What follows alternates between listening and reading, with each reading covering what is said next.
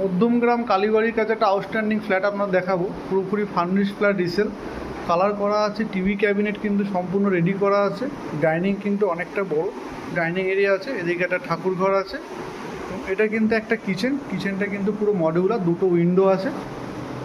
এটা হলো আপনার কমন টয়লেট, আর এইটা হলো একটা বেডরুম, এবং এই বেডরুম থেকে কিন্তু আমরা দেখে নেব ব্যালকনিটা। এইটা হলো ব্যালকনি। এবার আমরা দেখে নেব পরের ফ্ল্যাটটা, অর্থাৎ পরের বেডরুমটা। এটা হলো একটা অ্যাটাচ টয়লেট, এইটা হলো আপনার আরেকটা বেডরুম, এখানে কিন্তু একটা বড় ওয়ার্ড্রপ কিন্তু করে দেওয়া আছে। এইটা হলো একটা ব্যালকনি।